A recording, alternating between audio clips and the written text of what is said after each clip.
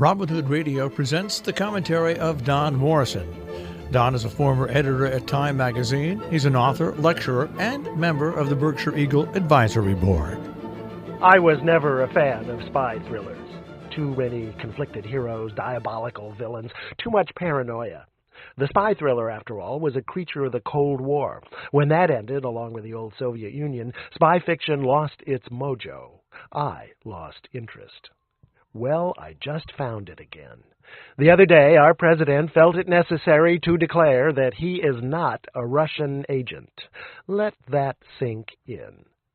He says it's all a hoax. Some people say otherwise, as does a growing body of evidence.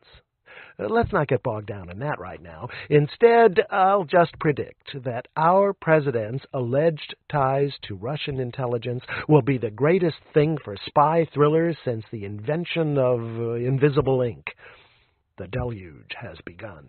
An early entry is David Pepper's The People's House, in which Russia tries to affect the presidential vote in key Midwestern states.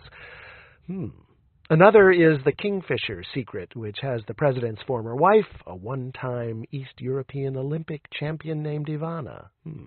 Recruit him for the Russians.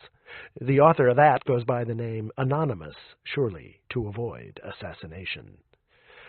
Also worth mentioning is the terrific Netflix series Occupied, just starting its second season. It's about a fictional Russian takeover of Norway.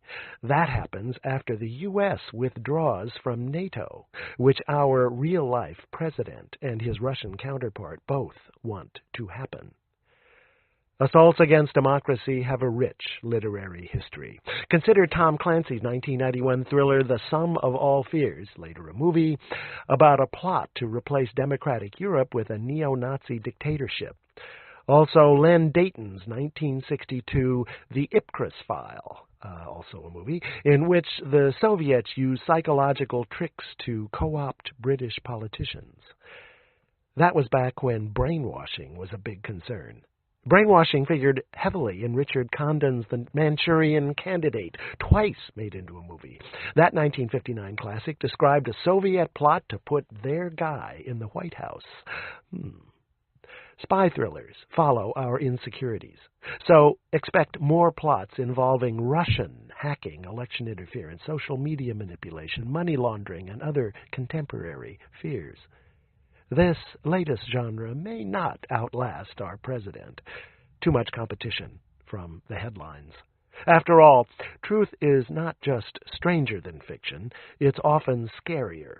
And right now, the sum of all my fears is that our president could well be a Russian agent.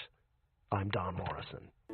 Don Morrison is an author and editor. He's taught at universities in the United States, Europe, and Asia. He's the European editor of the British magazine Port and a member of the Berkshire Eagle Advisory Board. He lives in Paris, Miami, and in Berkshire County.